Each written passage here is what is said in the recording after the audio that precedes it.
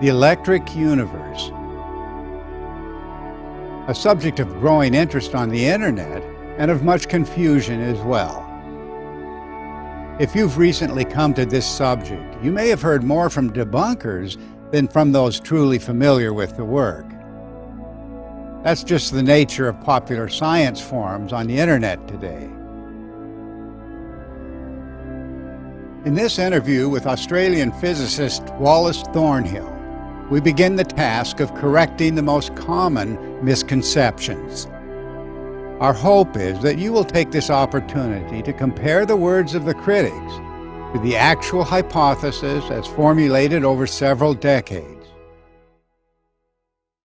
The greatest challenges facing newcomers to the electric universe is to have some guide to where to start and the basic principles behind the electric universe.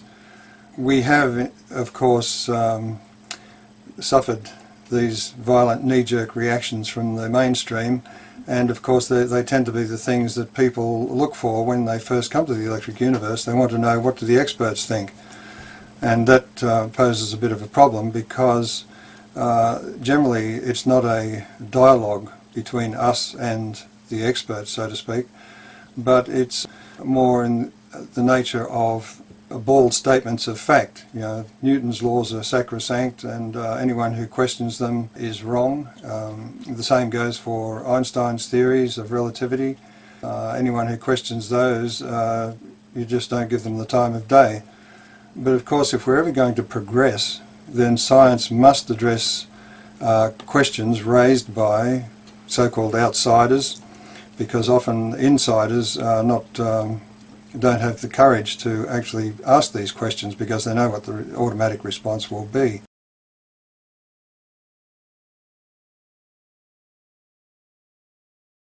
The idea that the electric universe is some recent crank theory that's been put forward and has gained a following is not correct. The term the electric universe is a history going back many decades, and it's been used by some top scientists. One of those, of course, was Hans Alfvén, who spoke or had articles published under the banner of Alfvén's electric universe. So it is an idea which actually had currency in the last century, in the 19th century. And for those who care to go back into history and look at the major scientific journals of that period, you'll notice that articles on the electrical nature of comets and the possible electrical activity on the sun were topics of discussion. Unfortunately, in the early part of the 20th century, all of that was more or less suppressed, is probably the best way to put it, because it became physics and the study of our environment in space became more the study of theoretical physics, mathematical physics, and the suggestions of the past were lost in this rush to try and explain things in mathematical terms.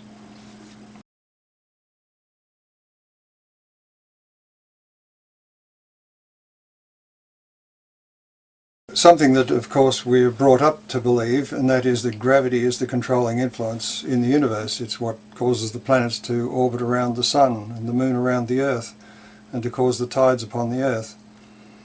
All of that is true up to a point, but the thing to remember is that basically there is no understanding of gravity.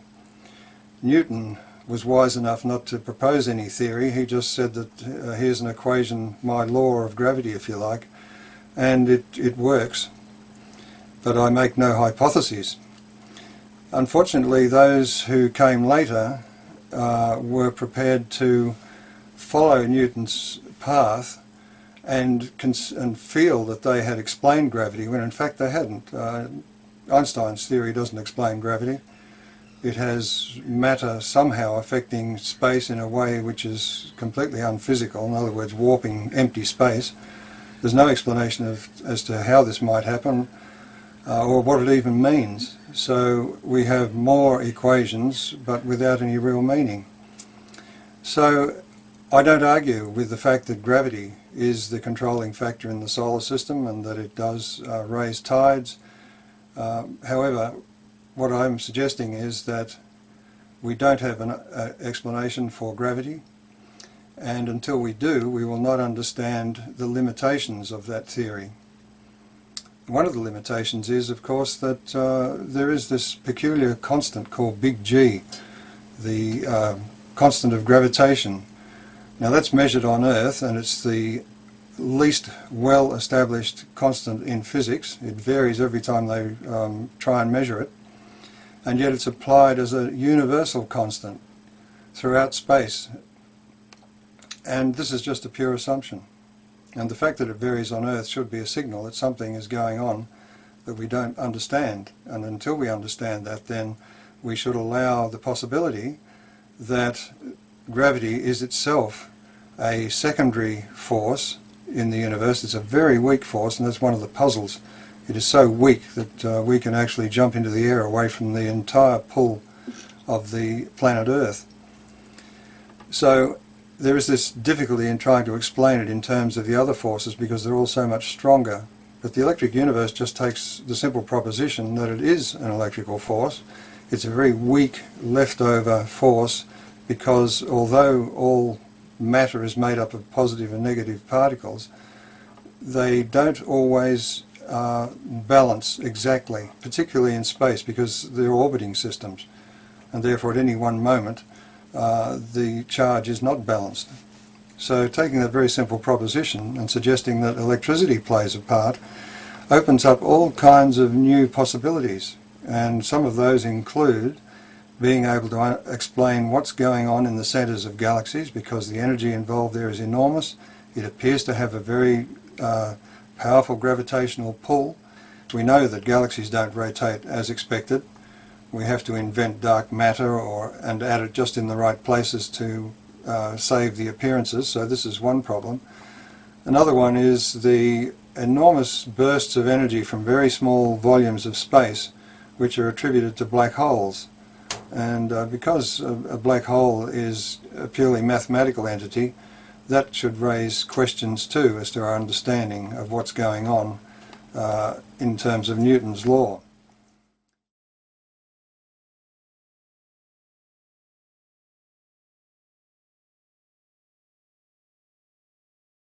The idea that there is no evidence for electrical activity in space, either within the solar system or outside the solar system in deep space, is quite incorrect. One of the key signatures of an electric current is the magnetic field that it generates.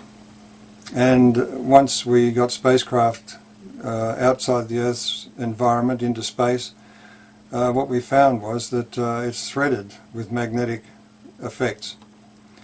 And when radio astronomers looked at objects in deep space, the thing that they discovered, and which was unexpected, is that they were receiving radio signals which showed that there were magnetic fields threading galaxies, and also associated with stars and stellar birth and so on. So these magnetic fields are the signature of electrical activity in space. Unfortunately, there was a notion that gained currency in the early days of space exploration, and that is that plasma, that's the all-pervading thin material in space, was a superconductor. Now, it is true that it is an extremely good conductor. However, in space it is unable to carry much current because there are so few particles to carry that current, so the density is too low. And also the fact that the plasma is radiating radio signals shows that it is losing energy, and therefore it is not a superconductor. It cannot maintain the magnetic field without electric power being supplied.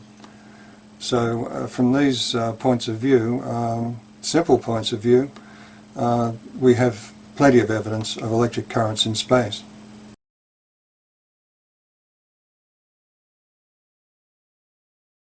When I was at university, I recall the lecturer calculating how much energy would be required to separate all of the electrons from all of the charged nuclei in a teaspoon of salt. And of course the figure was phenomenal. and so it was generally regarded by everyone that that was problem solved. You can't separate charge, it requires too much energy. And of course this was also transferred to plasma in space. However, plasma physicists themselves know that all you need to do is have regions of plasma moving past one another, and they will induce electric currents in each other. So you don't require bulk charge separation. This is the false argument. You're not separating all of the electrons to one side and all of the protons to the other. What you're doing is leaving them as a mixture, but with slight offsets or slight differences in their numbers. And that's all that's required to allow for an electric current to flow in plasma. It is obvious that charge separation does exist simply by fact of the electric currents that are detected by radio astronomers, and also by the very cataclysmic events we see in deep space, like supernovae explosions and so on, which can be actually characterized as a sudden coming together of separated charge. This can happen, according to Hans Alfvén, across what's called a double layer in plasma, where charge is separated. This is one of the areas where charge is physically separated in space. And Hans Alfvén was of the opinion that these charge-separated layers, or double layers as they're called, should be classified as discrete celestial objects, because they emit radio noise, they can accelerate particles, cosmic rays and so on, and they can explode, as sometimes happens near a star, to give those spectacular results.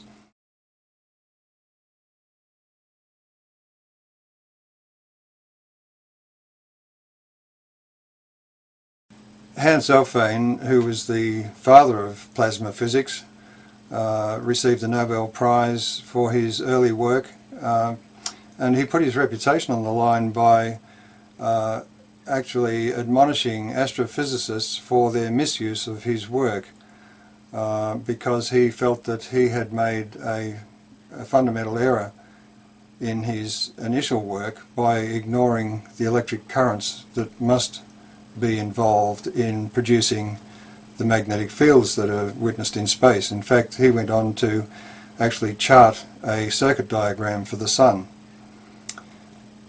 So he said that astrophysics was heading for a crisis. Now, he said that back in, I think it was 1970, and yet that crisis still hasn't managed to come about, because astrophysicists have been able to successfully ignore his admonition, which I feel has been at great cost, both in time, money and effort by our space probes and generally in science